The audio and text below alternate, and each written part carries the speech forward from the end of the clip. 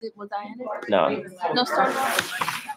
Wait, you gotta put it down. Anyways, I'm sure they'll show us. This is cute. Wait, pause.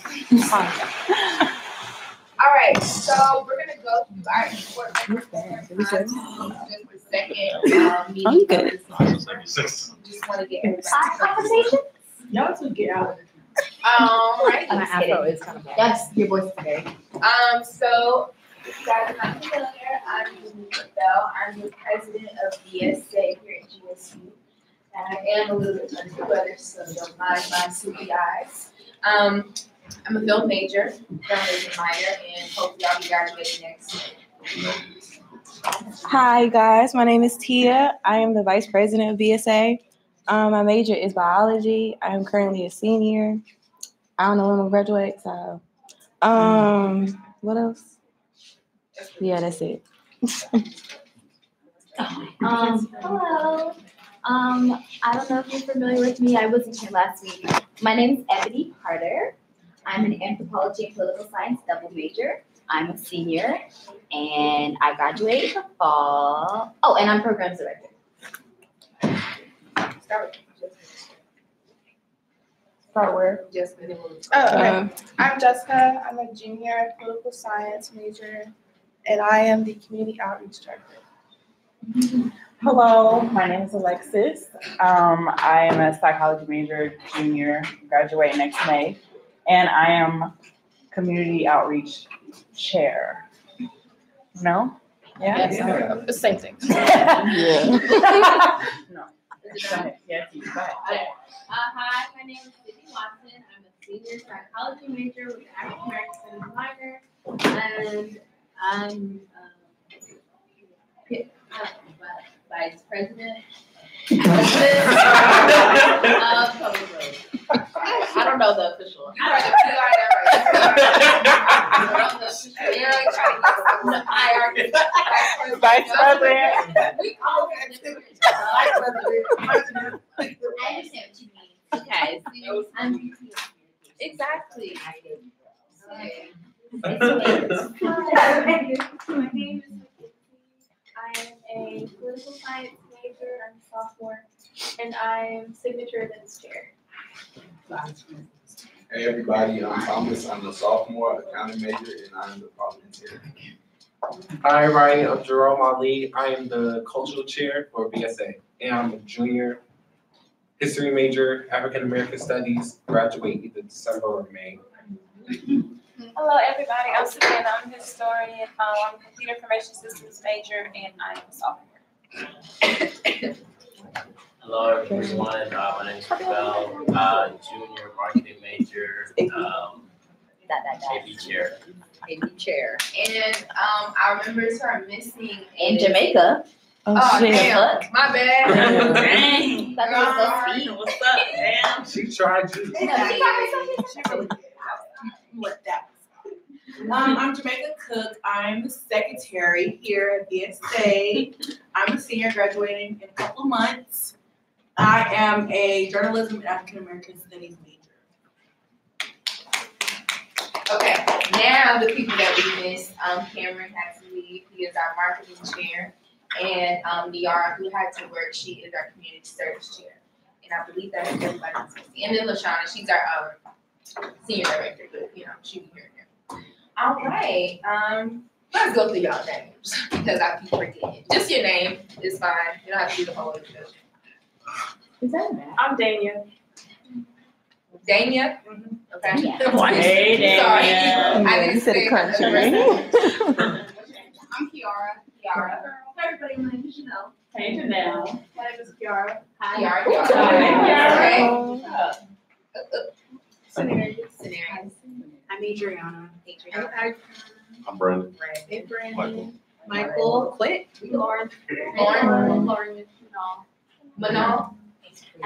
Aisha. Sabah. Nafisa. Princess. I'll say Princess. Okay. All right, so we're gonna go over our membership. It's very easy. Most of you guys have already, reached it or almost there. So the paid membership application, like I said before, we're still trying to get it together. It's a new database that they have come up with, so we're still trying to learn it. But once we get that, so don't really mind that right now. I'll let you guys know when you can, work on that. Dues are $12, and you can pay those through the Cash App. Our cash tag is BSA GSU.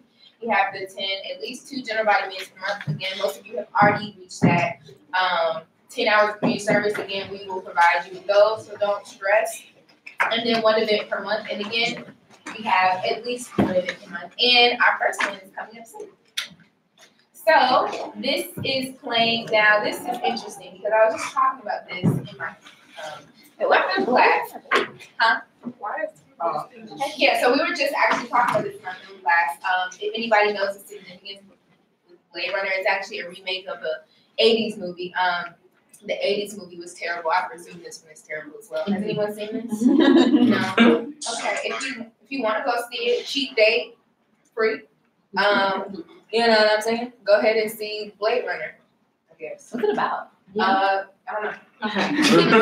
He runs on blades. And then you got 24 And 20,000. Is that Matthew McConaughey? We might have to go see him. Really Y'all like Matthew McConaughey?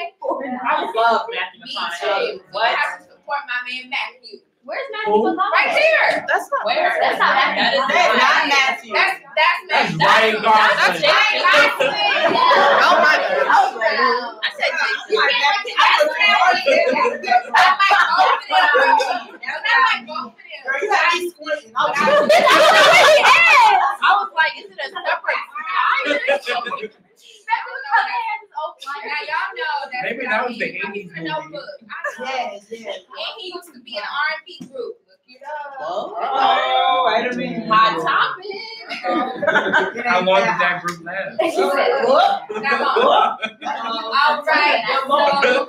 So, like I said earlier, our first minute is coming up, and it is on Thursday. I'm really, really excited. Make sure you guys come out to the Office of Black Student Achievement on January 25th from 6 to 8. It's going to be a lot of fun. We're going to have hot cocoa and tea and little things like that. And, of course, hot topics and some games and, all kind of fun. And make sure you guys come in theme, come with your pajamas, not your lingerie, but your pajamas. And, it's just going to be a really good time. Also, make sure you guys come out to the org fair tomorrow and, shop around. I know we all love BSA and we're like the pinnacle organizations. But, shop around, see what else you guys want to get involved in because, this is college life. This is going to be the last of your fun, I promise. So enjoy it. I'm sorry. I ain't mean to bust the bubble, but, we have that many organizations outside of college. So get involved as much as you can. Go explore the other organizations. Get involved. It's going to make your college life more enjoyable, even though it's already stressful. All right, so this day in history, at Toronto General Hospital, 14-year-old Canadian Leonard Thompson becomes the first person to receive an insulin injection as treatment for diabetes. Diabetes has been recognized as a distinct medical condition for more than 3,000 years, but its exact cause is a mystery until 2020. I mean, how many of us in here know someone who's affected by diabetes? Literally, like everybody, right? So this is a really important tool because without insulin, a lot of people do die from diabetes. They go into diabetic comas because what happens with diabetes is your body cannot produce that insulin and offset balance those, glucose, situation. It's a great thing that we have that now. And also, diabetes is very prevalent in Black community. Type 2, that is. Type 1 is, definitely hereditary. Type 2 is very prevalent in Black community. That's another topic. You can get rid of it. Yeah. So, it's time for hot topics. Let me get my phone. I came prepared today. It's stuff going on. So, the first thing I want to talk about is Monique. For those of you who are not familiar, Monique is currently, asking for our help. She wants us to boycott Netflix. Now wait. I know. I love Netflix. As a matter of fact, I'm going to continue to watch Netflix because listen, I am season 3 of Grey's Anatomy. I have Oh, yeah. You got 10 seasons. You got a lot of information. I've seen most of them. I'm just going back and watching. Oh. Girl, you know Like, but I'm smart enough and I don't know everything. But just anyway. So if you guys are not familiar with what's going on, basically she went to Netflix, or actually Netflix came to her to offer her a special. As you know, Netflix is, they're real keen on comedy specials nowadays. They were broke. Listen, Whatever. they offered Monique $500,000. Now to some of us that may sound like a lot of money. They You may not tripping. understand the, hold on, you guys may not understand, the significance of that. To put in perspective, they offered Dave Chappelle, I believe, $13 million, and they offered Amy Schumer, I believe, $12 million. Now, when Monique said, question, hey, not saying that I deserve $13 million, but $500,000, y'all don't think y'all, low blow me a little bit? Like, can I ask why? If we want to talk about track records, we want to talk about that. I have the accolades. They said, oh, this isn't about that. And she goes, okay, well then what's about? She's like, well, Amy, they said, well, you know what? Amy Schumer just had a box office hit last year, so on and so forth. If you guys are not familiar with Monique. What was it? Huh? The box Snatch. Smash. That movie wasn't even that good. The Oscar girl And I got it on boot. It was So listen up, because I did my research and did my clicks. Monique, not only was she a queen of comedy, she has a long-standing career of going over 30 years. Okay, so that's number one, and it's still relevant. 50 years, and it's still relevant today. That's number one. That's really kind of 2 points. 50. Number three, she is the she is the only person who has been offered a special with Netflix who has an Oscar on her belt, a whole Oscar. Oh, and they said, an Oscar. You need the money. A plus Golden Globes, Emmy. She has a array of awards. Of course, for her role as Precious. Not Precious, but in the movie Precious. Yes. The mama. So she's basically calling for a boycott and just concerned, because Netflix wasn't even trying to negotiate the price. They said, okay, $500,000. Yeah. And also, Wanda Sykes later came out and said that they offered her $200,000, and she basically said, "Yeah, I'm worth more than that," and took her talents elsewhere. Now that does bring it to the I don't know. It was like some. I don't know. That's not really something, yeah. But so of course it brings it to that question that we always have to ask ourselves: why are Black women always the last? Why are we always get the least? Like, why are we always the last? Topic of discussion. So is she still being lowball? The thing is, she's been shopping around. Like, Netflix isn't her only option, but the fact that Netflix tried her with the $500,000 was just a point of, concern. So I would keep an eye on that, because really, we make a lot of people are like kind of making fun of Monique, like give it a rest, but no, you have to look at that, in perspective. Yes, Dave Chappelle is a legend in his field, a legend. He definitely deserves the $13 million. But I don't think that it's fair to give me $500,000, especially in her track record. Like, she sells out comedy specials and comedy shows. They offered D. Ray Davis $2 million, and that was his very first comedy special. Good. I thought he was funny. He's never been funny. Never been funny in a barbershop. But listen, that it just gives you perspective. So it's not so much as, oh, well, Monique shouldn't have got $13 million. That's not the question. I think we can all agree that maybe $13 million is a little high for Monique. Yeah. But $500,000 is definitely on the low ball. Yeah. Considering what she has done, considering her name is still prevalent. You say Monique, you know exactly what we're talking about. You know what I'm saying? And she's crossed over. White people know who Monique is. You know what I'm saying? Not that makes us important, but it is important when you talk about media and she did cross over. So that was one hot topic. I mean, she could just shop around. Oh, she's shopping around, but that's not her. Her point was she just wants to get it done. She just wants to start a conversation. Like, why are Black women always the last? Why do we get the bottom of the barrel, the crumbs, So recently, a couple of days ago, the Women's March was, pretty big. They had a lot going on. They had a lot of people show up for the Women's March. But of course, white feminists, they took over, as they do. One of the white feminists thought it was a cute idea to put one of them cute little hats on the statue of Harriet Tubman. Yes. They put on Harriet Tubman's statue. Now, there are a lot of people up in arms because it's just kind of like, why? You kind of just do the most. But yeah, it was a really successful march. I'm not sure how many of those women voted for Trump, but that's it.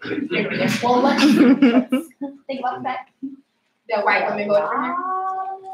Yeah, when the polls came Yeah, out, pretty sure all of that's- them did. Yeah. I'm pretty sure it was Just know they were in the mix. Just know they were sprinkled up in there. Okay. I think they were the majority. They were the seasoning. So also, I want to make sure I say his name right. Don't yell at me if I don't. Fredo Santana. Did I say it right?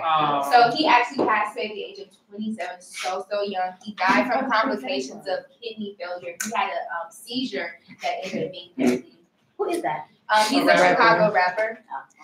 He's his most famous friend, Chief Keef, right? Chief Keef, I said right? Chief Keef, I know who he is. Chicago rapper, gorilla in the coop. Yeah, I know him. Gorilla in the coop, I know him. But anyways, so yeah, he passed away not too long ago. I know it's a sensitive time, but it's also a time we have to take a moment to reflect and think about and talk about drug use, not only in hip hop culture, but the Black community. Because although lean is seen as a very social drug, it is a very deadly drug. I want you guys to know that that is essentially heroin. It is essentially the same plant derived from heroin, which is the opium plant, and it is very deadly when not taken as should be, which means prescribed by a doctor for pain. So now, mind you, he was clean and sober for, I think they said 70 days or so. But even so, you see that he still passed away because of complications. Ruined his kidney, and he was only 27 years old. And that is so sad. Like, we should not be dying. We should not be dying of old people problems. You know, in our 20s, he just had a child. I mean, you know, very, very sad. So just, you know, if you or anyone you know is struggling with a drug addiction, whether they know that they're struggling or not, you know, please seek help. People who, you know, go through a lot of traumatic things, such as Fredo, who saw a lot of his friends murdered, and you know, their tumultuous situations, tend to self-medicate with things such as marijuana. Yes, you can be addicted to marijuana. Don't need to prove. Although people do not die off of marijuana, you can be addicted. Someone It died can from medical marijuana. but not marijuana. I'm just putting that. Yeah. Drinking, alcohol, lean, cocaine, crack, I don't know, heroin. I don't know. I'm out there. I don't know if that was a big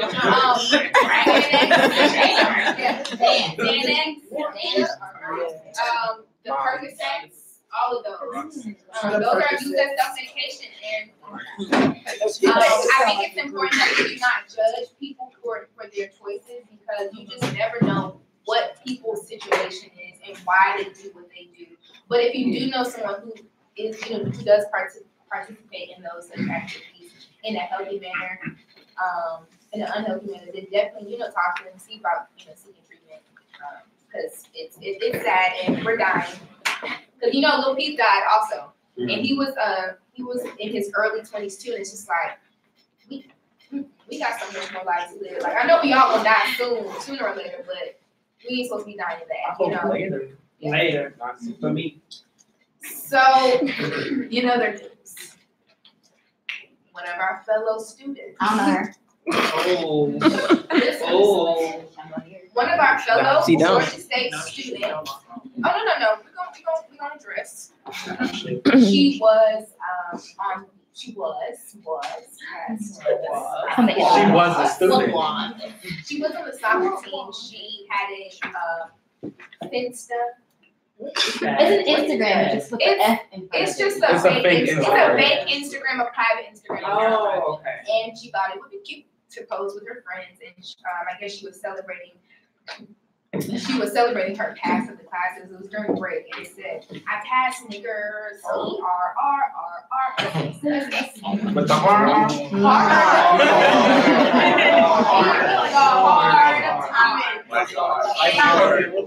right, listen up.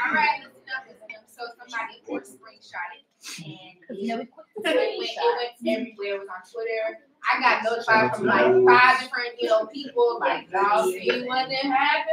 Ooh, and I'm like, It's something That's a prime example of your actions have consequences. Right. So a lot of people have been like, so what's gonna happen? What's gonna happen? Georgia State released a statement saying we are aware of this. She has since been suspended from the soccer team. And everyone's like, suspended from the soccer team? Well, what the hell? Nobody even went to their game. So I'm not gonna knock the soccer team for her actually. But it makes you put into perspective, again, the way that people are treated differently because of who they are and what they look like. Because say that was a young Black football player on Georgia State's campus who was caught smoking weed. Out of His here. entire career is over. I think that's a hard argument to make because if you're gonna say as for weed, that's in our school's code of conduct. What she said is not in our code of conduct. However, I'm just saying. However, it's still a comparative argument because look at the way that we view certain things. Mind you, yes, it is the code of conduct, but it is decriminalized in the city of Atlanta, which this school is located. So it is a valid argument, and also that was not only just a racial slur, like. Girl, she tried it. She put it on her social media. Oh, so, I'm not saying it's not. Yeah, I'm just saying that's a hard argument. I think it was a really interesting thing, and then somebody actually started a petition to get her expelled from the school. Now, a lot of people signed it, but before that could happen, she actually withdrew. Alleged. Okay, yes.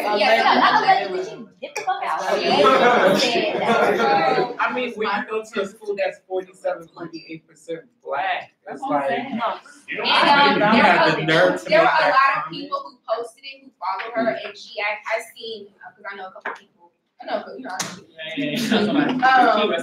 She would respond like, "Can you guys please stop posting this?" Like, no, ma'am.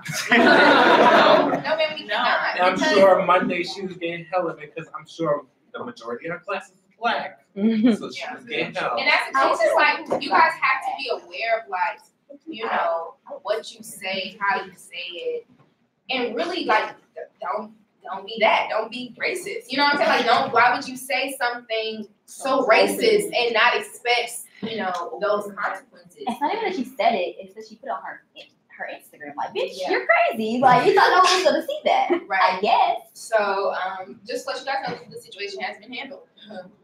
She handled it herself. So, that's all.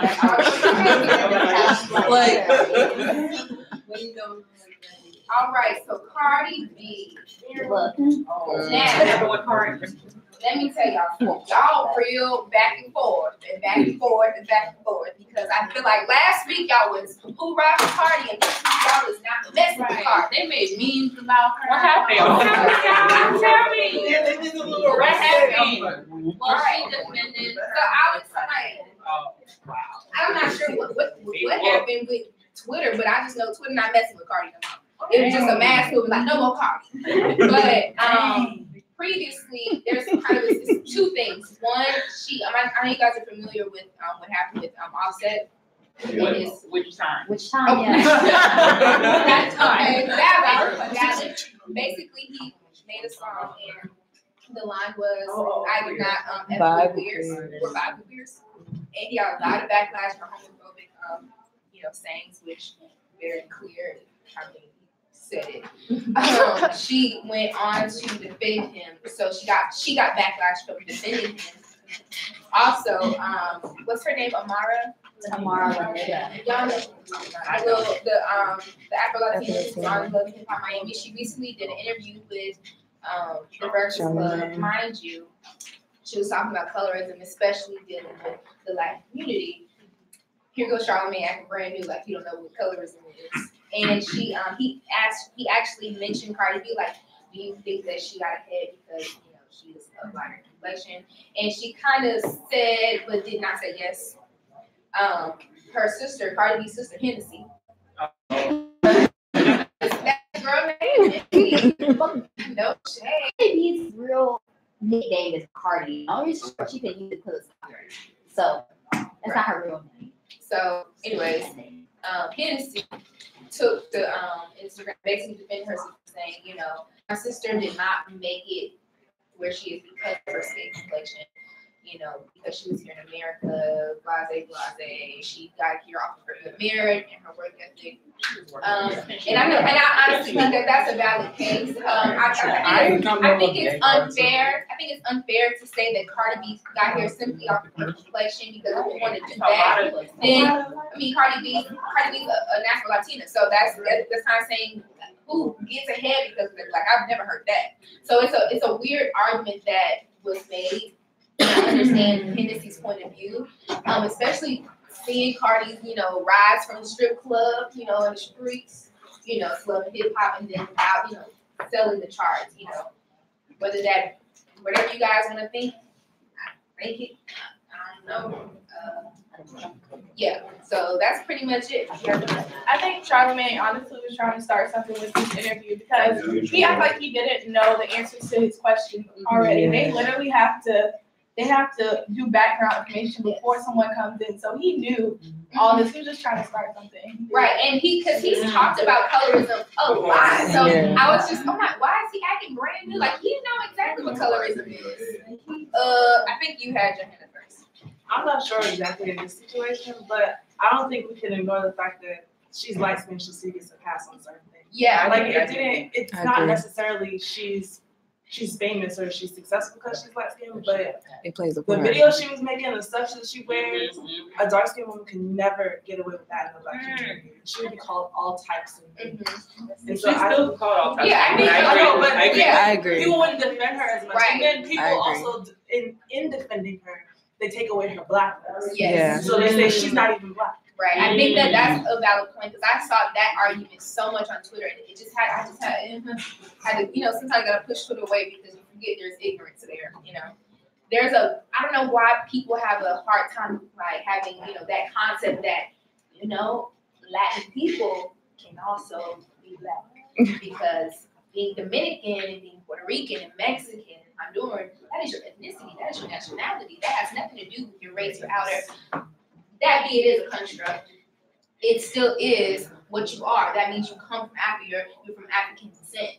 And I think that people have an issue, and they have a hard time having that concept, like, but you're black and speak Spanish, so like, I don't understand, like, how can you go? Like, want to put you in a box. Right, they're like, no, you gotta speak, you know. It's like you be African. Right, you can be African and speak French. There's so many combinations that we can be.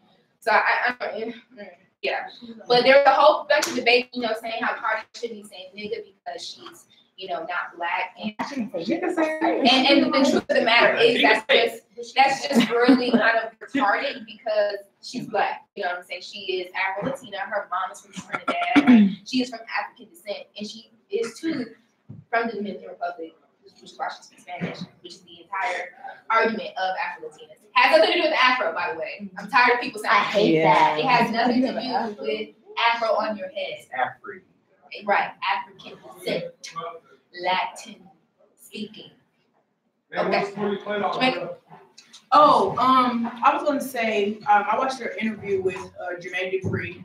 Granted, it is Jermaine Dupri, so don't go there. But he was saying he feels what the girl, I don't know how to say her name, is saying, because as a producer, executive, whatever, like, his title is so large, when he goes and tries to promote a dark-skinned artist, a female dark-skinned artist, almost always she never gets signed because they don't know how to brand her. Like, they don't know if she should be for the rap, hip hop raw, or should she be R&B singer, or like, they don't know how to brand her in 2018. They still don't know how to brand a dark-skinned woman. So he says it is colorism within the industry. And Charlamagne was just trying to act like, oh, I don't see the point. But yeah, I mean, I think that we can all agree to that. Like, I don't know why, but colorism is still such a hindrance. It's, you know, with us, like, for some reason we can't knock it. We can't get out of that rut. We can't get rid of that colorism in our mind. I hear it every single day. I hear comparisons. I hear things that literally do not make sense every single day dealing with skin complexion. And it's like, how many times do we have to explain Black people hold the phenotypes? I can birth the darkest baby I want to. Not that I want to. the lightest baby. Like we hold that. Everything that is anything, Black people hold the phenotypes too. So we can look however way we gonna look. You know what I'm saying? We can have blonde hair and blue eyes. It's possible. Look it up. Like it is possible. That is not a white trait. So all of these things, saying that somebody is light skinned so they act away, or someone's dark skinned so they're not as reliable. That is so stupid, and there's no evidence to that. It's the same as racism. And I think once we start to understand that, maybe we can. So I wanted to what she was saying earlier about branding in 2018 that they don't know what to picture as the rapper or the singer or the sexy, whatever. I just feel like that's partly sexist because I feel like men don't, it's not a matter of how you're branded, it's the quality of your music. We don't care how J. Cole looks. He's gonna fight the transformation since he comes on the CD. Or the weekend, or whoever else. It's not a matter of your sexy or how you look or how dark it is. It's, do you have talent? Is there something you're good at so you can sell? So why is it, I'm saying that we're still like 2018? Okay, she's talented, but her look though. Why the hell does that matter? And I think that's, to add to her point. Also, I'm gonna take 2 more points and we're gonna move on, okay? I also do think that hair plays a role here because whenever I've seen her, she does have that big afro. I don't know what she wears her hair in the other way, but whenever I do see her, she does a big afro. And like Cardi B, she usually wearing slick hair and whatnot. So I think that hair comes into play. Yeah. But on top of her being dark skinned, she has the big afro. Right. And hair is a big thing with female artists. You never, when it comes down to like A&R and people who work on the PR portion of the branding for these artists, the men, when it comes to their outer, their hair is not the problem.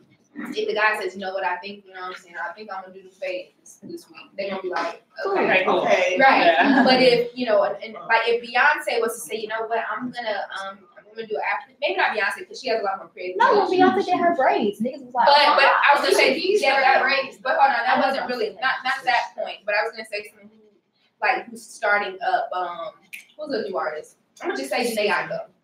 She's not. Has straight hair, everything changes with women because your people like, hold on, wait, this is better. If Cardi B right now say, I'm gonna cut all my hair off and just do like the natural thing, they're gonna be like, Cardi, look. I feel you, like I'm not gonna do that, but you're on a roll right now. You know what I'm saying? Guys don't have that.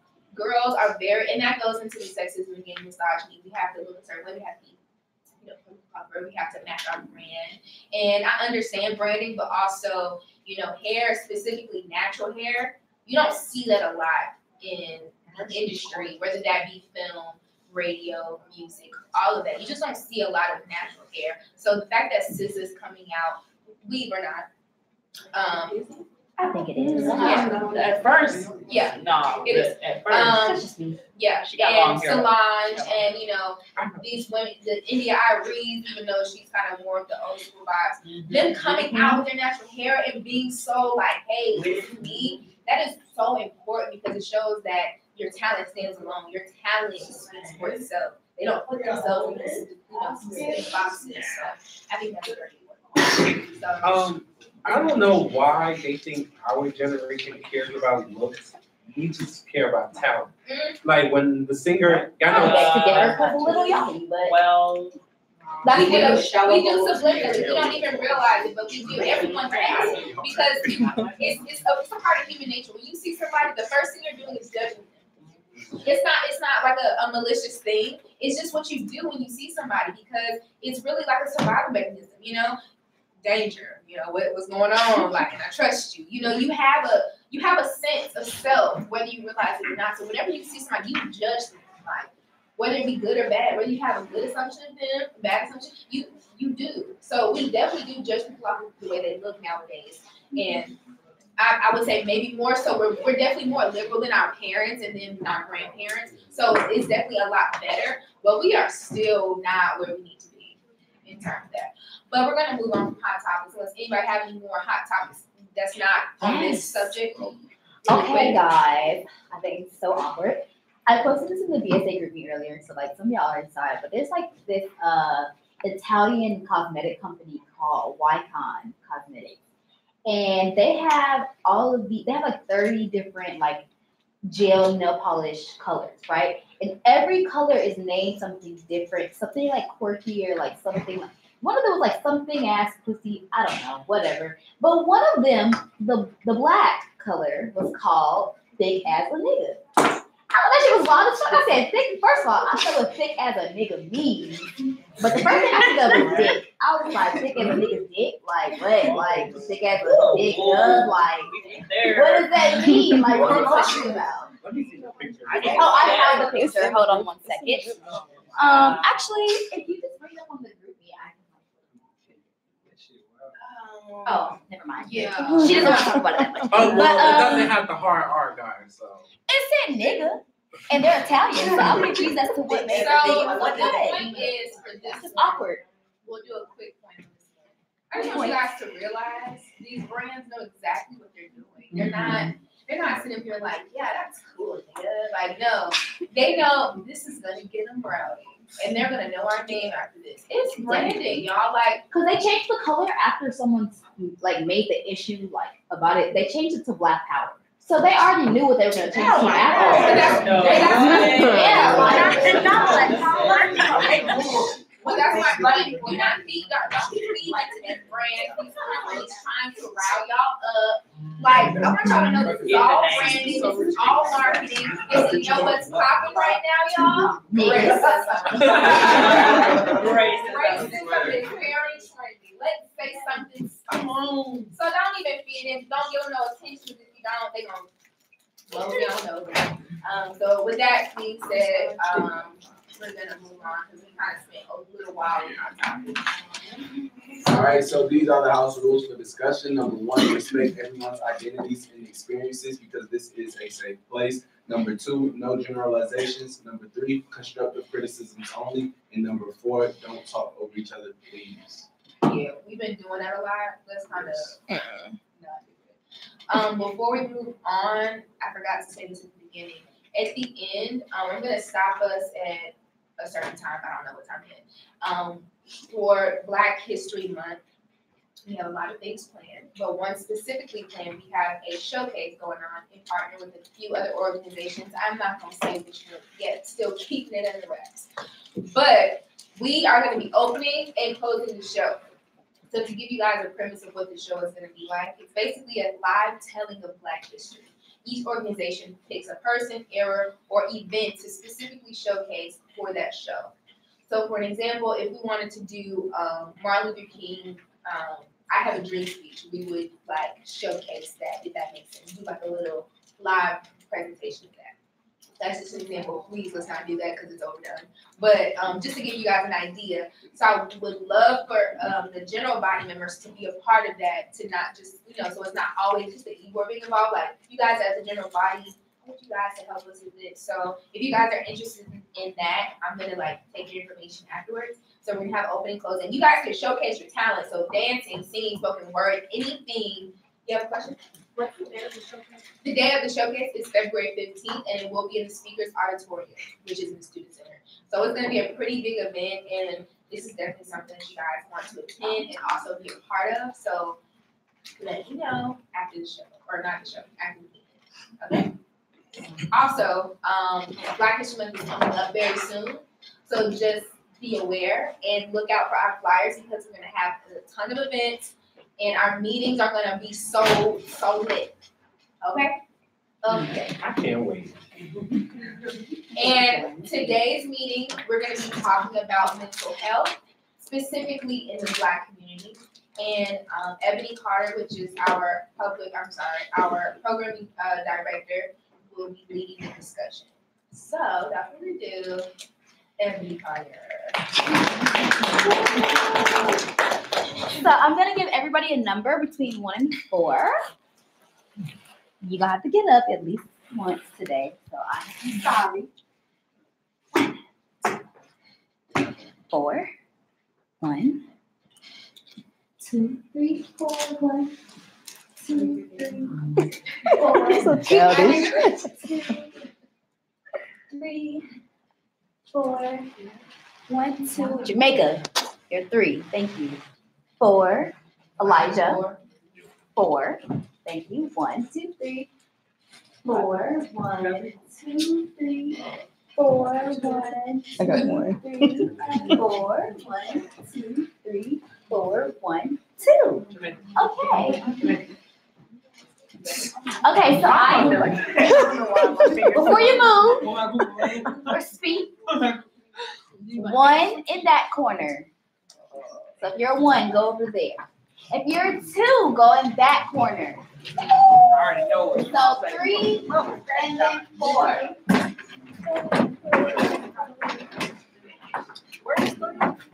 Yeah, you should say Shit, I'm in the board game for some cash. over there.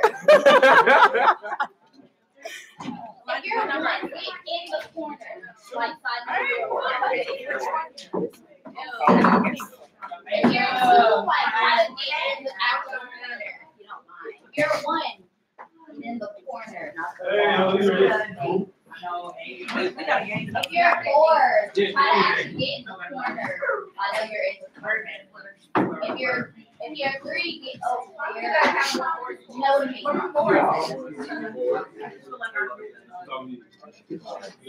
Okay, Just over here. You don't want to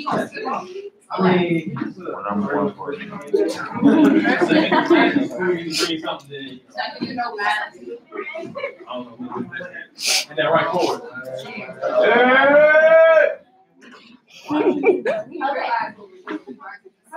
Yeah, y'all gonna be so mad. Y'all think you're gonna do something for real, like actually. This is literally a demonstration.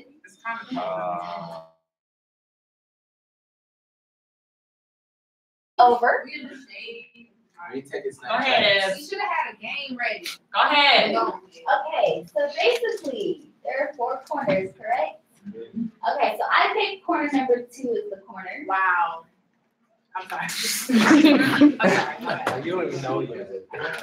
Okay, so if these were okay, so this is everyone in the room, right? And a fourth of the room would have a mental health disorder or have the potential to have a mental health disorder. So that corner of the room, mental health disorder. Bam, whatever you want to be. But that means that a fourth of this room could have the capacity or could be diagnosed at some point with mental health disorder. That's a lot of people. So go sit. Scatter. I feel like you have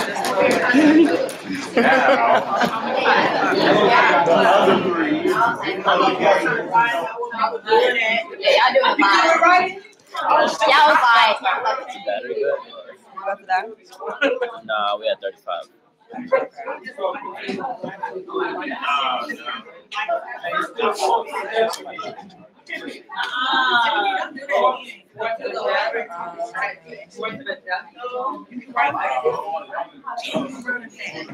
No. Like, yeah, that would be a lot.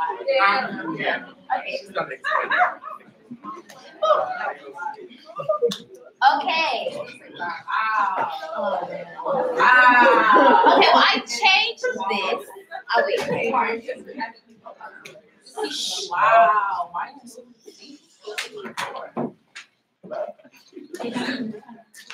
Okay, so like I said, 1 in 4 people will have a mental health disorder.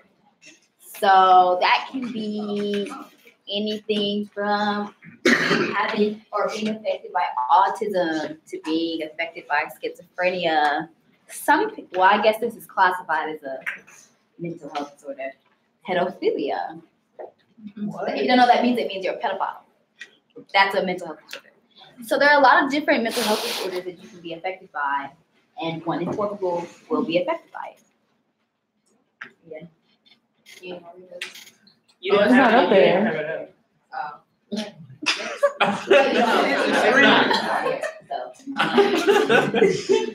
this is 1 in 5, but that's an old statistic. Now it's about 1 in 4 Americans struggle with a mental health illness in any given year, regardless of their race.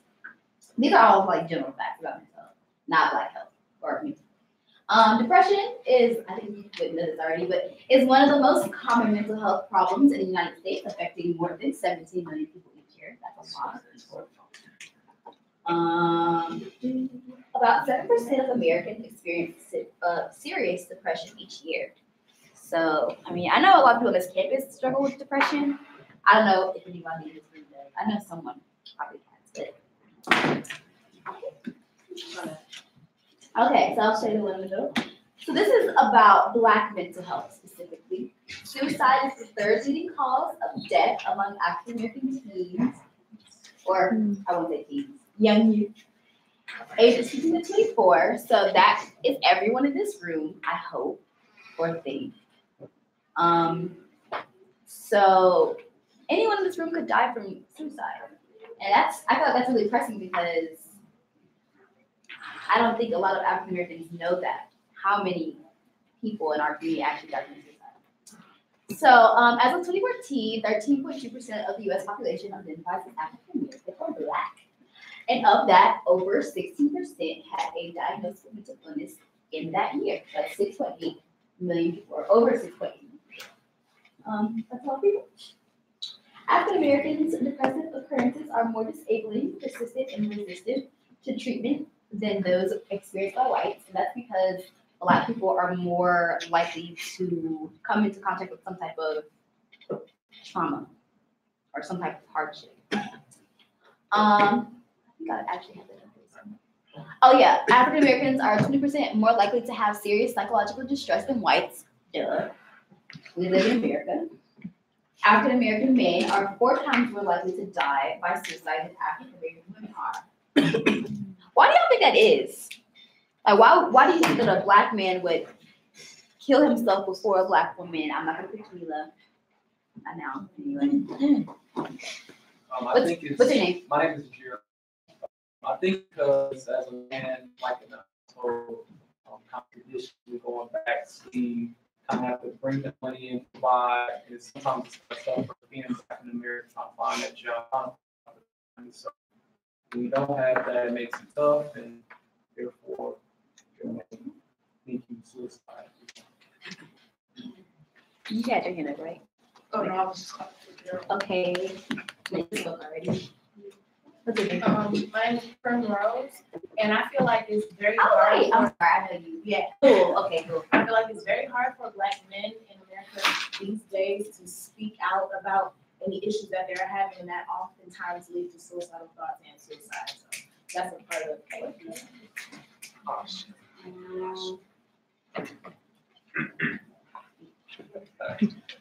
So like I think like the over masculinity aspect that has to be like, I guess, doled on Black men, and like when they feel like they can't like measure up to that and stuff, like that leads to like, I guess, like depression or like suicidal thoughts and stuff.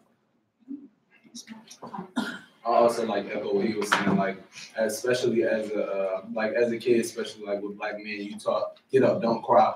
But that's okay as a child when you fall, but emotionally that won't help you once you get older. Once you struggling with bills, you're struggling with emotional ups and downs. Don't cry and hold it in.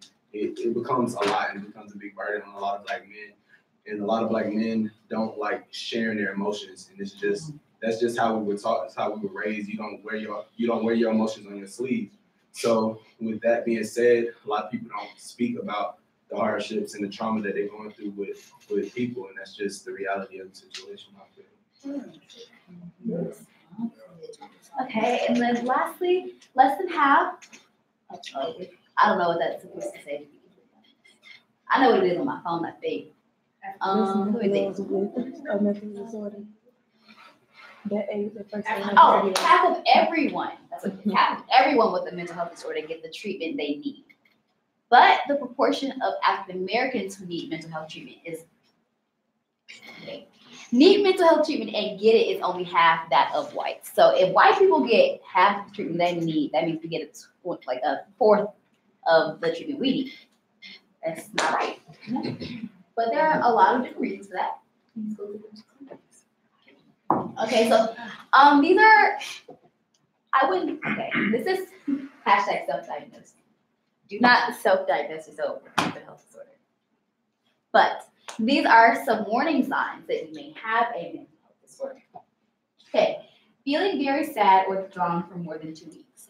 The reason it says more than 2 weeks is because feeling sad for 3 days isn't depression. Now, if for 3 days you have not showered, left the bed, eaten, or spoken to anybody, that is a bit more serious. But it says more than 2 weeks because if you have a mood that persists for more than 2 weeks, it's not healthy. I mean, happiness, obviously, be happy for a long time. But if you're sad about something and it's been over half a month, that is alarming, and you should definitely talk to someone about it. Seriously trying to harm or kill oneself or making plans to do so obviously is not healthy. If you are thinking of hurting yourself or others, even if someone has done something to you, that's a normal thought, I think. But if you're just thinking, if the first thing that you think of in the morning is trying to, how am I gonna drown my cat today? That is not a good thought. People do it. It was a tweet. This girl was talking about how her younger sister drowns puppies. And she was like, no, it wasn't drowning puppies. It was something much worse. It was taking the faces off of dogs. Oh, that's and putting them on right. other dogs. I've seen that. And she was saying, I don't know what to do. And everybody was like, yeah, sis, your sister is a serial killer. Get some help. Like, that's weird. So things like that, it's abnormal behavior. Severe out of control, risk-taking behaviors that can cause harm to self or others. This is something I guess that's harder to really like categorize because you can't really like all the time be like, this is out of control because it's not you. But if you like realize your friend is, I guess, something I've done. Okay, if your friend is in a bar and she doesn't normally go home with guys at the bar, but she was like, oh, I think I'm about to go home with him and his friends. No, bitch, you're not. Sorry, you're coming home with me because we left together. We got here together. We gonna leave together. Like, that's risk-taking behavior. If someone's like, oh, I'm gonna walk to someone that's 5 miles away, that's risk-taking behavior. I mean, unless they always do that. If it's something that's out of the ordinary, it's something that just doesn't sound right, and it just sounds like something they shouldn't do. Like, you should be like, hey girl, hey guy, like that. Or at least, try to get them to do something else. Sudden overwhelming fear for no reason, sometimes with a racing heart, physical discomfort, or fast breathing. I sometimes have racing thoughts, so my heartbeat will go really fast, and like we could be having a conversation, but what you're saying is speeding up in my mind, or it just sounds like I can hear the wind whooshing near me. I don't know. It's weird. It's weird to explain because if you don't have racing thoughts, you don't know what I'm talking about. But it's everything in my mind speeds up. So my mind is going at 50 miles per hour when the conversation is going at 10. It's weird. It's different. And sudden overwhelming fear. You shouldn't fear taking a test. You can have test anxiety, but if you're going to test and you're just like, OMG, I don't know what to do. You're crying. Your heart is beating fast. That's not okay. That's not good. Not eating, growing up, or using laxatives to lose weight. Significant weight loss or weight gain. Yeah, it is what it is. Severe mood swings that cause problems in relationships, obviously. Repeated use of drugs or alcohol. And not just like going to a party and like, getting a little cup, but like drinking 7 cups at the party. You had 10 shots before you got there. I don't know. I'm thinking something crazy like, drastic changes in behavior, personality, or sleeping habits. Yeah, like if you get 8 hours of sleep, no. If you only get 8 hours of sleep out of the week, if your friend is coming to class and she's just looking haggard, she's just looking right down, or he's like, you can tell from his face he's not getting rest, that might be something going on. Extreme difficulty in concentrating or staying still that puts the person in physical danger or causes school failure. I feel like some people would just, I don't really feel like difficulty concentrating is actually, of course, but unless it's something like you're sitting down and someone's talking to you and you can't concentrate what they're saying, or you can't sit down and you can't actually read from the screen without having to get up and walk around the room, that might be a sign. Intense worries or fears that get in the way of daily activity, like hanging out with friends or going to classes. Some people fear the sun. Some people fear grass. Some people fear getting in a car accident, but like not just because car accidents are a thing, because they're scared of the way cars move, or because they've seen someone get in a car accident before, and now it's like fear for them. This is where you're fear. Okay, so these are some barriers for treatment for African Americans. They're less likely to have health insurance. I think everybody knows that. African Americans are less likely to receive an accurate mental health diagnosis. And for those who are diagnosed with depression or anything else, less likely to receive treatment for their white or that their white counterparts are probably going to get. So I guess I was just really lucky because I won't say lucky. I had like an episode on campus, so like I didn't really have a choice. They kind of forced me to go to the hospital, but I was lucky that my parents had insurance, because if I didn't have it, I would have been paying like thousands of dollars out of pocket. And that's the same for the medication they had me taking. I don't take it anymore, but it was like $1,100 a month. So like one little bottle of pills, it was like the tiniest little pill. It was like 5 milligrams. That bottle was like $990. And then the other bottle, which had like 75 pills in it, was like $180. A lot of money. Cultural mistrust of mental health professionals and healthcare professionals in general is common in the African American community.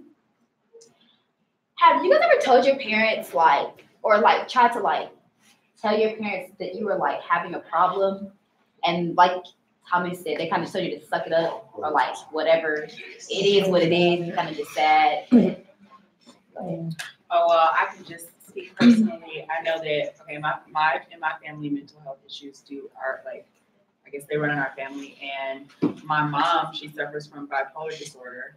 And so does, well, not suffers, because, I mean, she's amazing, but she's a sufferer. But she has bipolar disorder, and my brother was diagnosed with something too, like some mental health. I don't know. I should know. That's that. But in any event, I know that it was like a difference. Like me and my dad, when I was younger, I didn't understand so much. Now I'm a psych major, and I like to know about mental health. I like to be an advocate for mental health.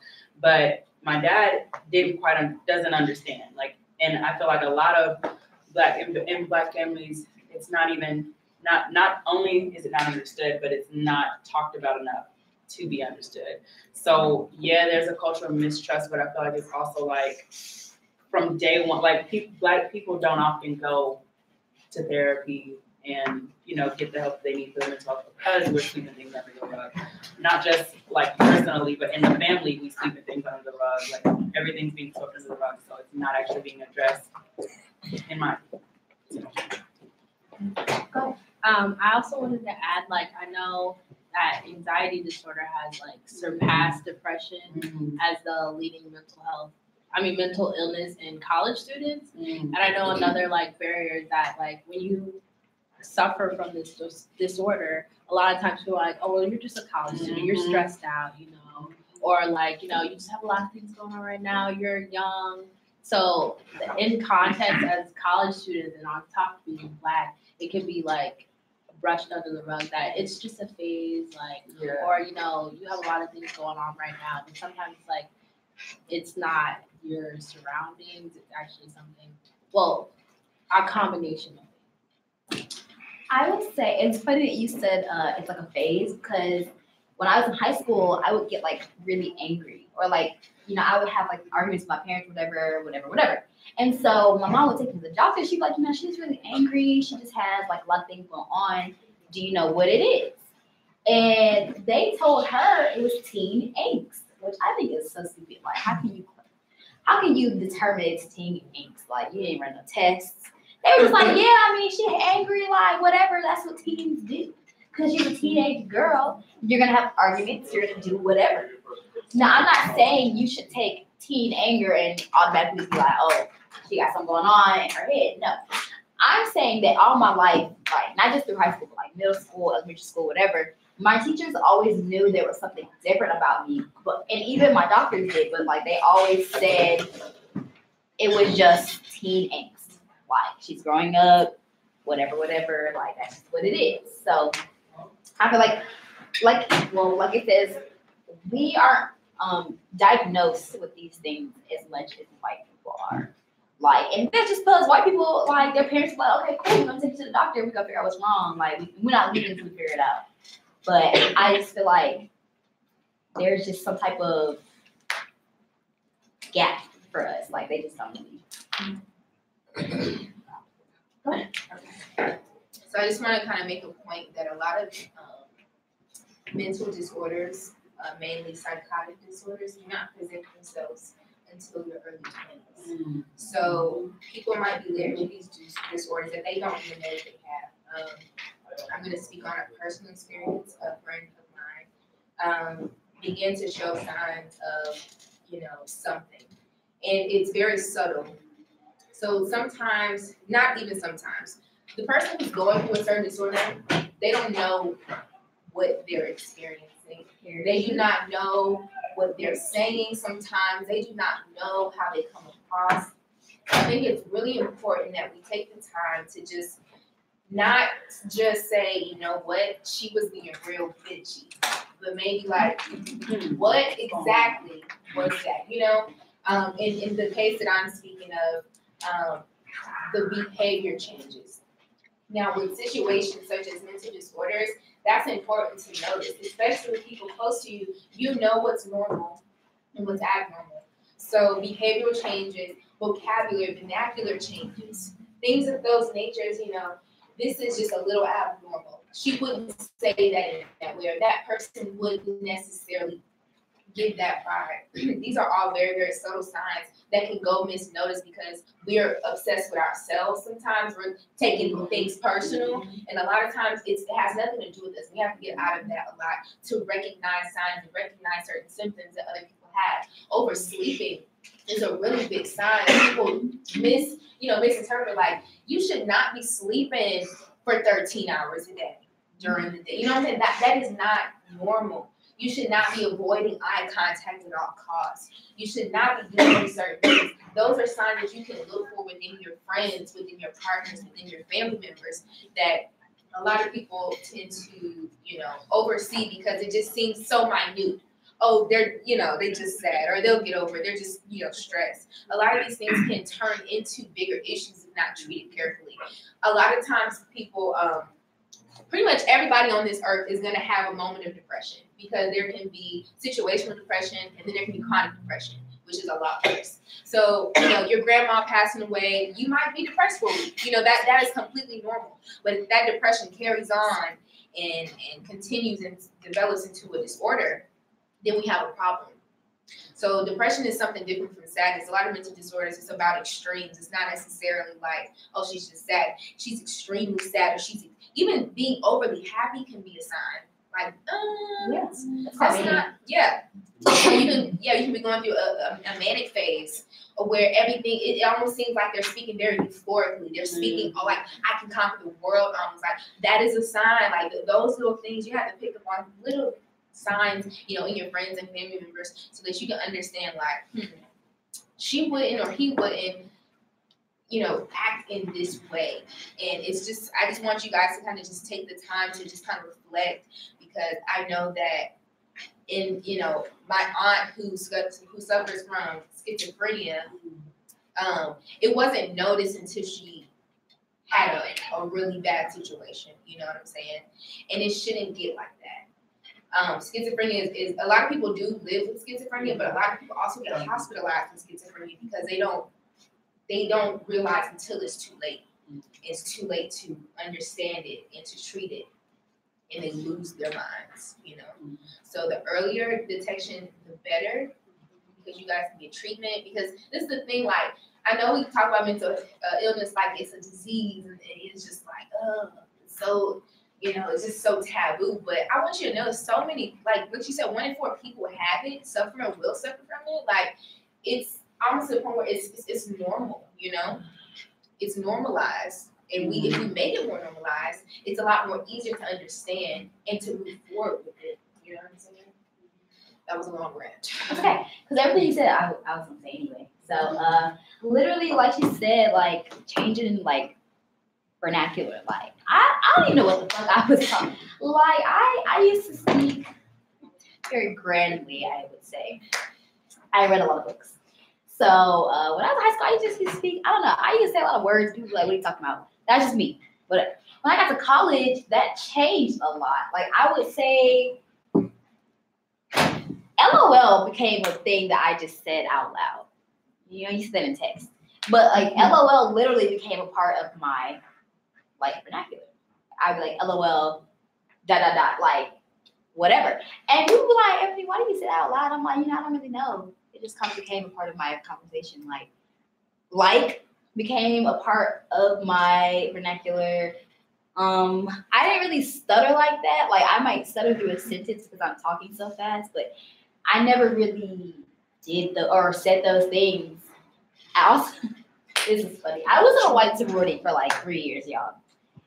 All throughout this white sorority, like my behavior was just deteriorating, like it was terrible. But at the end of it, or at the end of my time in the white sorority, I had this big episode on campus.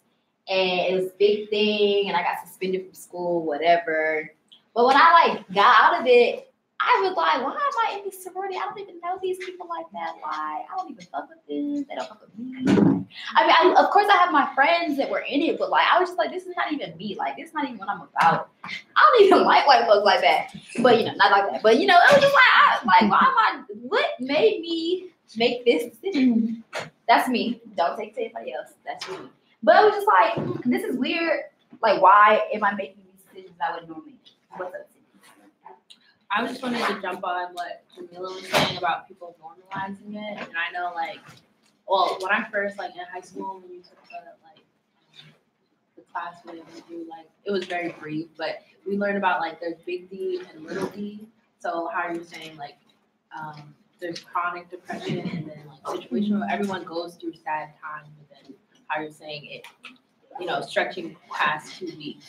And then also, it being normalized. I know one thing that I've noticed with my friends, and then also on Twitter when people joke and I'm like, oh, I just want to kill myself. Stuff like that. Nobody's ever heard that. People just laugh about that and be like, oh my gosh, I would just shoot myself in the head right now. To me, that's very random and very extreme.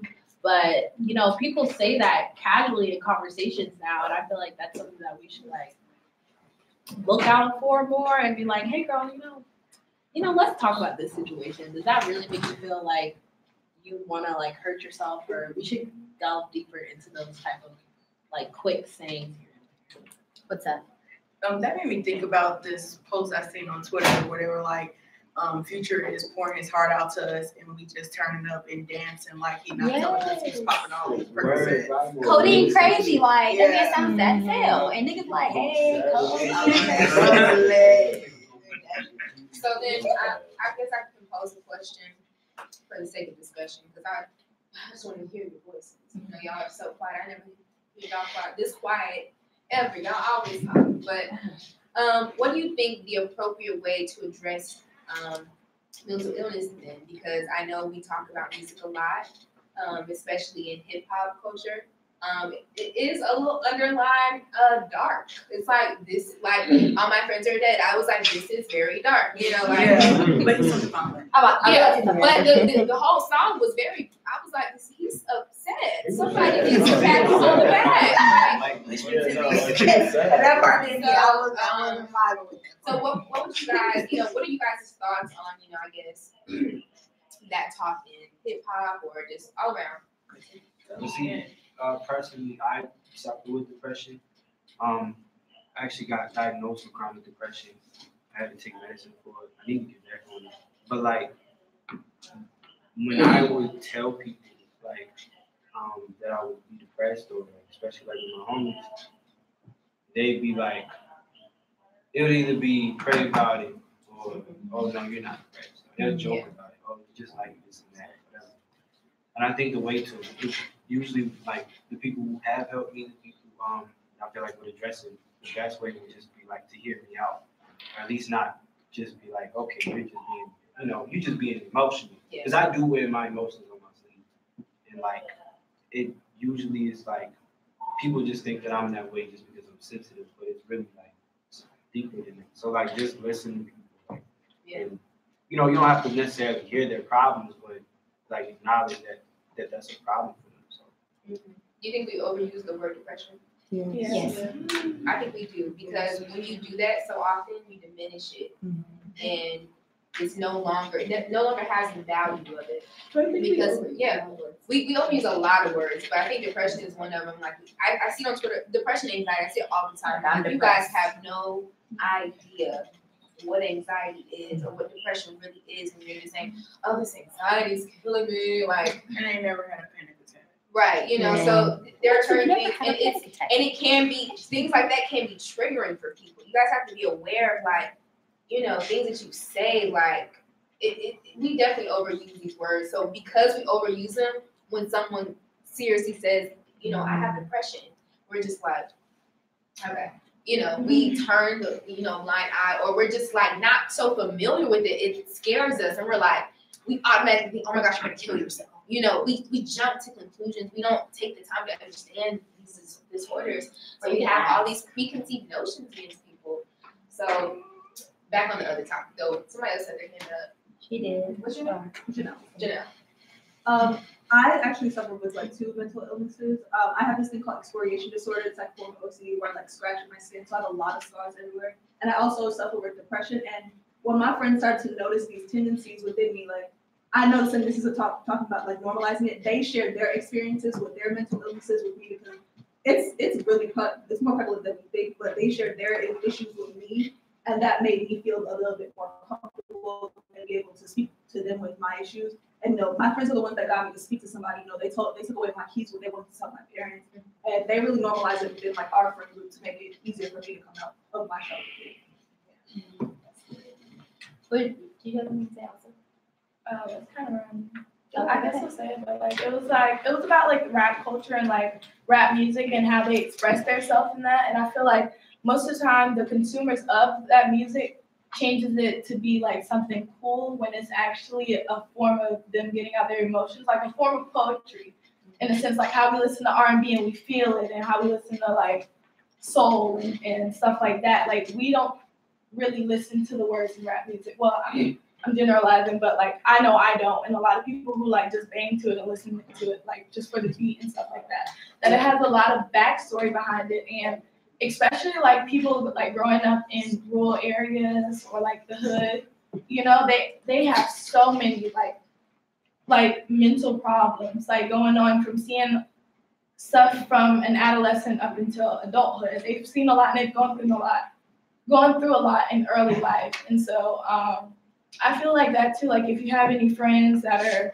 maybe in like grew up in that situation, to understand them and hear them out and understand their story, kind of, because sometimes you can get lost in that culture of living and stuff like that. So through understanding them and listening to them and giving them advice to kind of reverse that teaching or what they've been talking about. Yeah, I think definitely rap culture has shifted so many things. Just in general, music has changed. It is going to continue to change because that's just how, you know, things are. But you know, rap culture now is so producer based. Like it's based off of that beat. Yeah. Will it get your head bopping? Like will it get the booty shaking? You know, which is cool, and there's a place for that. But when we look into it, it's always like, and I find myself doing that sometimes. I listen like, God, oh my goodness. Mm-hmm. I know what you talk about. Like I don't know if you guys seen the interview on Breakfast Club with 21 Savage. I was like, that man needs a hug. Oh my word. He's going through like he's lost so many people. And the way he talked about it, I'm like, I feel like it's like, yeah, I seen him, you know, my brother was shot and because like he's numb to the feeling. And numbness is never good. Like don't get that twisted. Just because you don't feel that pain, numbness is not good. Numbness is a huge sign of you might be on the deep end. Yeah, you know? never want to be numb to something. Because if you're numb, that means it no longer affects you. Like it just happens so many times. You're just like, no, it's not even that big a deal anymore. It's just like whatever. But it stays inside. Yeah. What you can say? Kind of what you just said, kind of like numbness. I'm about to, because I've been like adopted twice, right? So I had to, growing up, I had to kind of shield myself. And I've always had, you know, anxiety attacks. But I keep it like really down low because growing up, you're a Black woman. You have to be strong. You have to be a certain way. You can't seem weak because the world doesn't owe you anything. Which is some part true, but at the same time, it's like, I don't want to point anybody out, but like one of my friends in here, he can kind of attest to the fact, I ain't gonna put y'all, Spencer can attest to the fact, like, it's times I'm like, I don't have time to cry. Like, I don't have time for it because I'm so, like you said, like numb to it now. Like, I don't want to say I don't have any emotions, but it's like a lot of my emotions are shut down. And I'm glad we're having a conversation about this because sometimes it's not, you don't get diagnosed, you know what I'm saying? And because you're so afraid, because you're afraid to be weak. And I feel like a lot of times I am afraid to be weak because that's what I've been taught. I have to be strong for myself. But like, I'm going through it in my head. Like, I just sit in my bedroom sometimes and just cry. You know what I'm saying? So I don't know. Good to have this conversation. I think that's common with Black people. We always have that like, woe is me. Like, we're Black. We have all these things that we carry with us. Like, we have so much that we have to, to overcome. I don't have the time to be depressed. Like, I've heard my mom say that before, and I'm like, that don't. You think time cares? Like, give time, like, I'll give you time. Let me know when you're ready. Like, it doesn't work like that. We have to understand that we as a community can change the way that we function. We can do that. It's totally possible. So when our kids are born, we're going to talk to them differently than our parents talk to them because no matter what, as great as our parents may have been, you always want to be better than your parents. Always. That's always the end goal. You want to do better than they did to you. You get what I'm saying? Because I know that a lot of people struggle with, their parents being, people who are very religious, telling them to just pray it away. And, I'm a Christian myself. I believe in prayer works. But also. Exactly. I was waiting for him to finish. Because He was the entire time. I know they playing Uno. Loser. I'm out. But anyways, like I was saying, we have to be strong as community, and I think that we think that sharing our emotions is weak when that is the hard. Have you guys opened up to somebody and everything? That is the hardest thing to do. Like, don't let anybody fool you into thinking like being vulnerable is easy and it's weak because it's so incredibly strong, and that shows your strength as a person. And with men, like, let me tell you, when you open yourself up to a partner, I want you to know that like they see that. We see that. As people, we understand that. We may not understand a lot of different things, but you can tell when people have broken down those walls and they let you in. Don't take that for granted. Don't take someone spilling themselves, even though it might seem like, whoa, like, I ain't asked for all of that. Sometimes it just happens, when people get the word about it, they just get going. Like, don't take that for granted because you might be that person they're just so comfortable with that they just say, you know what, I just have to just spill myself, like, just let me, and just, be that person, person with the open arms, and like, you know what, I'm here for you. If you guys need a hug, I'll talk to you every time of the night. Like, my friends know, they know, and they better know. I will answer the phone if I hear it at any time of night. I don't care. I will do whatever I can because I just do not ever want my friends to feel like they don't have anybody to talk to or feel like they don't have anybody to just share it with because I know that's hard. And I know that there are people out there who feel that way. And that is really sad. You guys know the story of Khalif Browder? It's just the sad.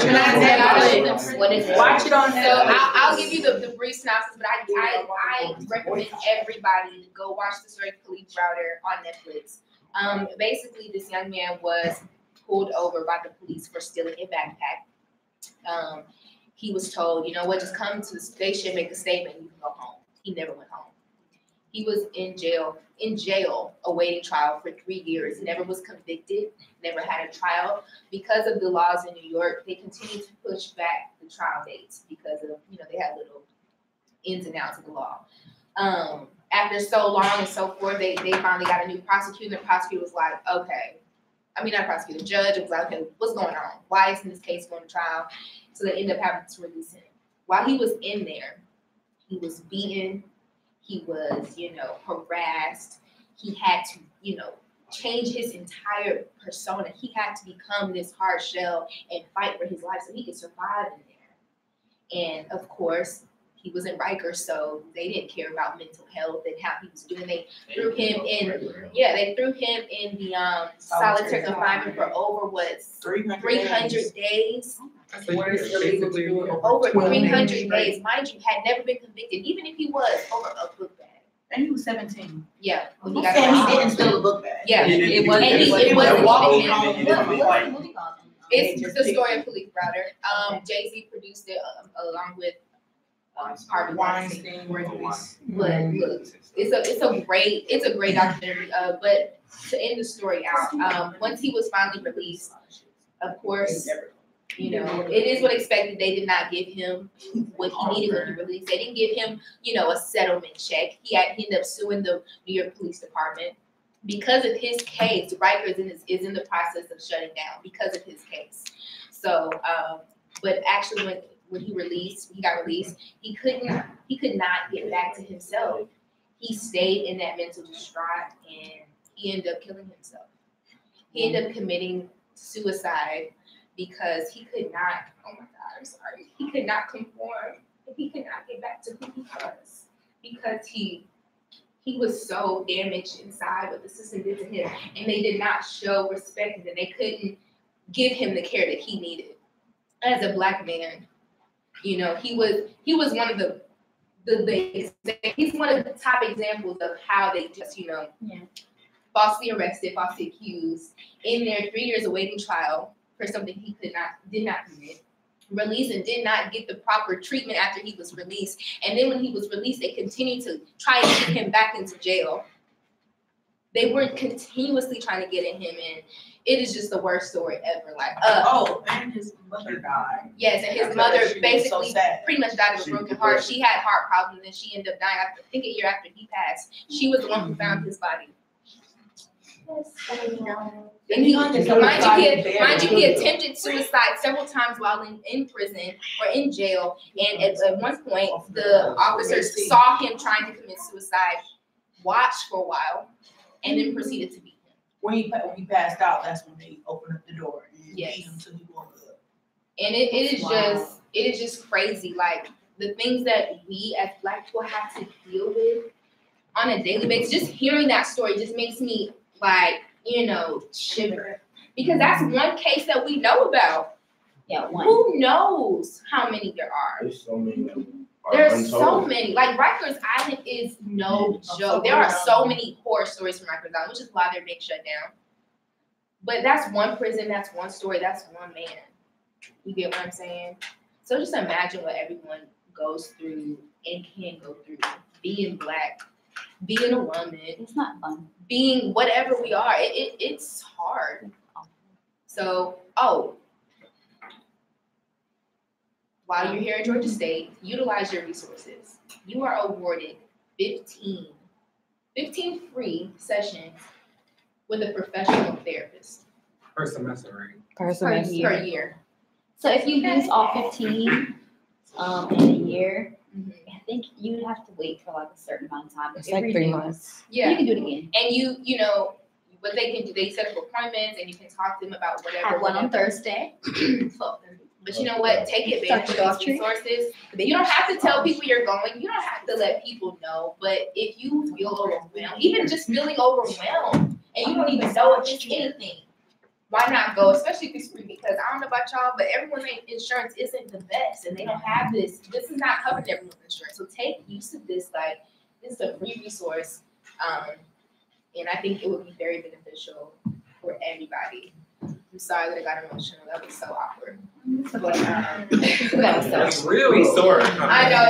I'm telling you, y'all watch that. I cried on every episode. And the fact that it's like soon as they get juicy, they cut it off and then they do another episode. I was just going through it. It was. Oh my God, I can't. I can never watch that again. And then the fact that he was like they talked about how the brain expands when you're sitting in dark for 23 hours of the day. They go through it, and the thing is, Khalif Browder was making this documentary as he was out, so he's speaking, and just to hear his voice and hear him speak about it, oh my God, it is And you already so, knew that he was gonna kill himself. yes, Like, it's he was so like, chilling. It is just. That's wild. Yeah.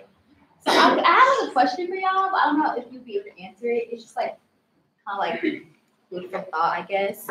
So there are like many ways to, I guess, treat mental illness or treat. Okay, so mental health is a thing for everybody. Okay, everybody has mental health. That's one. Whether it's healthy, whether it's not healthy, whether you have a disorder, whatever, you have mental health.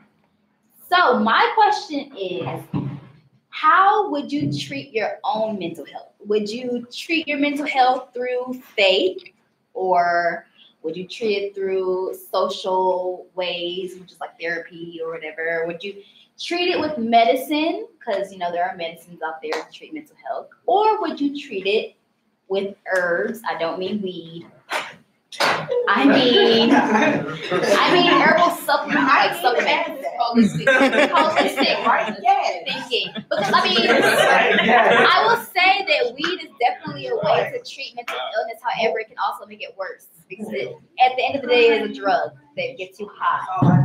It changes your mental state. So if something that changes your mental state is not what you're looking for, it's like a herbal supplement. Like I take this. I don't take medicine anymore. Oh, by the way, I'm bipolar. Oh wait, Jamaica and fucking whatever the fuck. You're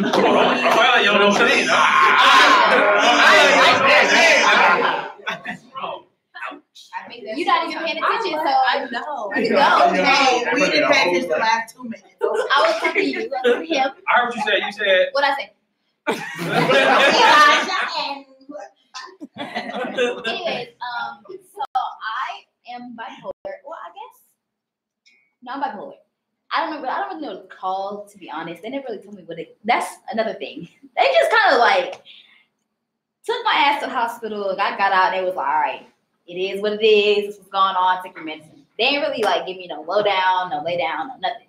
But I guess what it is, I have manic bipolar disorder, which I think is bipolar 1 disorder, which means I have episodes in like what would I call it? Cycles. It's cyclical. So it can happen over a week. And like I'll have I don't want to say that I start at the bottom of the slope. I more so start in the middle of the slope. So I'm already up there. I'm lit as fuck. And basically it just goes up until I have this moment of euphoria, like you said, like extreme. I wouldn't say it's happiness, but it's like an extreme high. It's like you just feel like you can do whatever the fuck. You just do anything. You can conquer the world, like you said. You spend a lot of money. You're very, very. There's a character on Empire, I think, who was bipolar. Andre, yes. Okay, so you know how whenever he was bipolar, or whenever he had his little episode, he would start buying stuff. Oh yeah, he came in the house and he brought He bought somebody a car, he bought somebody whatever. Okay, so you spend a lot of money. It's because you're impulsive. You have these impulses. You just want to do. You can also be very overly sexual when you're. You can be very promiscuous. A lot of sex, and that's why they when you are bipolar, they take you. What, nigga? You got something to say? No, I know he just staring at me and it was weird. I looked at him. You talking? Like this whole time. So it was like, I was like that. So my bad. Okay. Whatever. When you go to the hospital and you're bipolar, they treat you first for STDs because you have the tendency to be very promiscuous and not use protection because, like I said, you're being impulsive. You're kind of just there in the moment and you kind of just do. When I first cut my hair like this, it was like in the midst of this cycle. So like I literally was walking down the street, walking down the street. I had to fix my hair. I got rhythm. So somebody hit me up or somebody like stopped me and was like, hey, where can I get a haircut? And I was like, you go down there, it's like all the way down, it's like $5 because it's a barber school. And for some reason I was like, you know what? I'm gonna cut my hair. Yes, I'm talking about the barber school. I'm doing it. I'm cutting my hair. So I just went down the street and cut my hair. I called my mom. I was like, Mom, because at first I told her I was coming home. I was in McDonald's. So she was like, how you getting there? I was like, I don't know. I'll take.